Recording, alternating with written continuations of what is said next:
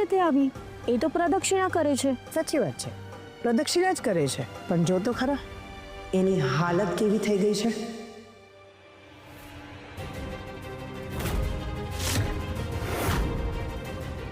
પ્રદક્ષિણા પૂરી થતા થતા તો એને એની નાની યાદ આવી જશે. એ પડી જશે અને બની શકે કે કદાચ બેભાન પણ થઈ જાય. અને જેવી છેડાછેડીની વિધિ અટકી કે ગુરુજી તરત જ કહી દેશે કે અપશુકન થઈ ગયા. અને ગુરુજીના વાક્યો મમ્મી પપ્પા માટે તો બ્રહ્મ વાક્ય. એટલે પછી પપ્પા અને કાકા પણ કંકુ અને શ્રીના છૂટાછેડા કરવા માટે રાજી થઈ જશે. અને જો કંઈ ઓછું પડ્યું તો આપણે લોકો તો છીએ જ ને બળતામાં ઘી હોમવા માટે.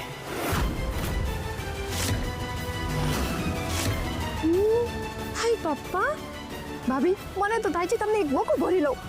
એ તો ઠીક છે, પણ પહેલાં જો તારી કંકુડીની હાલત. કંકુ હજી ઘણી પ્રદક્ષિણા બાકી છે. અંબે,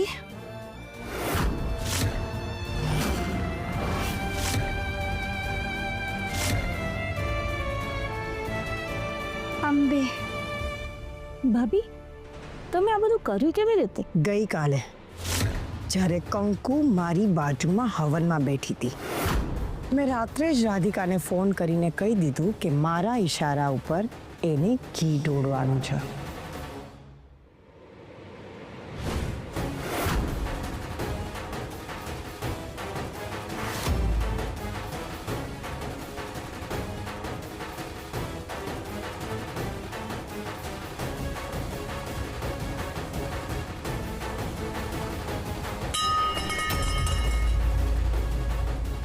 સોરી, માતાજીને ચડાવવા ઘી લાવી હતી, પણ ચિકાસના કારણે હાથથી ડબ્બો છૂટી ગયો. કઈ વાંધો નહીં, કોઈની પાસે આને જલ્દીથી સાફ કરાવી દો. હા, નહીં તો કોઈ લપસી પડશે. ચાલ બધા આ બાજુથી આવજો, અહીંયા ઘી ઢોળાનું છે.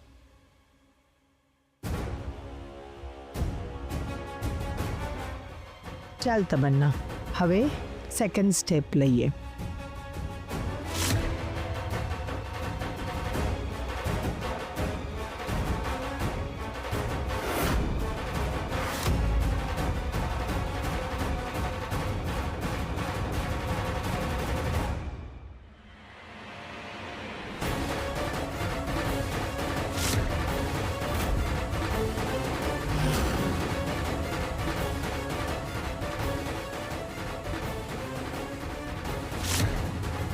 અહીંયા નહીં, ઘી વધારે છે, કપડાં બગાડશે.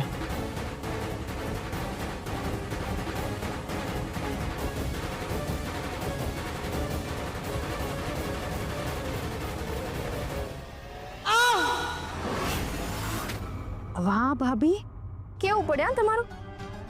જ્યાં અમે લોકો અટકે ત્યાંથી તો તમે વિચારવાનું શરૂ કર્યું. સાચી વાત છે, કોઈ એટલે કોઈના મનમાં નહીં હોય કે આ તમારો પ્લાન છે, સિવાય કાકા. મને લાગે છે કે કાકાને શંકા ગઈ છે, પણ આપણી હરક પદુડી કંકુના કારણે એનું ધ્યાન ડાયવર્ટ થઈ ગયું. હા, એમે કંકુડી તો કાકાની પેલા ખોળાની છે ને. અને જુઓ ને અત્યારે કાકાનું ડાચું કેવું ઉતરી ગયું છે.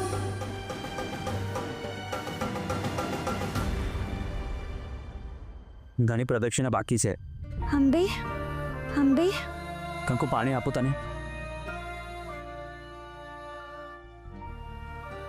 ઓતાભાઈ, આપણે કેટલા નસીબદાર છે કે કંકુ જેવી ડાઈ દીકરી મળી આપણને.